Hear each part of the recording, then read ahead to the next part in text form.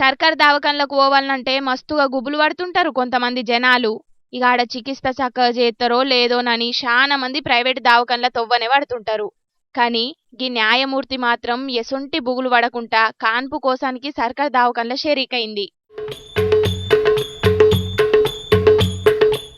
ఆగో చూస్తున్నారు కదా, పుట్టిన పాపను చేతులెత్తుకొని ఎట్లా మురిసిపోతున్నదో. 3 ఏండ్ల కాన్నుంచి వేమ్లవాడ కోర్టులో జ్యోతిర్మయి అనే న్యాయమూర్తి సివిల్ జడ్జిగా చేస్తున్నది. గింత పెద్ద హోదాలుండి సుతం ప్రైవేటు దవాఖానలకు పోకుండా ఆడున్న గీ సర్కారు దవాఖానలనే కాన్పు కోసం షేరికైందట. ఇక అందులున్న డాక్టర్లు సుతం న్యాయమూర్తికి ఎసొంటి ఆపరేషన్ చేయకుండానే నార్మల్ డెలివరీ చేసిండ్రట.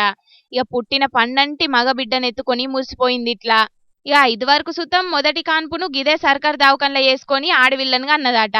ఇక ఇప్పుడు రెండో కాన్పుల మగ పిల్లగానికి జన్మనిచ్చింది. మొత్తానికైతే 2 మలకల సుతం ఈ న్యాయమూర్తికి డాక్టర్లు నార్మల్ డెలివరీ చేసిండ్రట. ఇక ఈ ముచ్చట మీద అటు ఆరోగ్య మంత్రి దామోదర రాజనరసింహ సారు కూడా న్యాయమూర్తిని బగ్గనే తారీఫ్ చేసిండు. కానీ ఉన్నత స్థాయిలుండి కూడా కామన్ పబ్లిక్ కు సర్కారు దవాఖానల మీద నమ్మకాన్ని కలిగించేందుకు ఈ జడ్జి తీసుకున్న నిర్ణయాన్ని ఇప్పుడు చాలా మంది తారీఫ్ చేస్తున్నారు.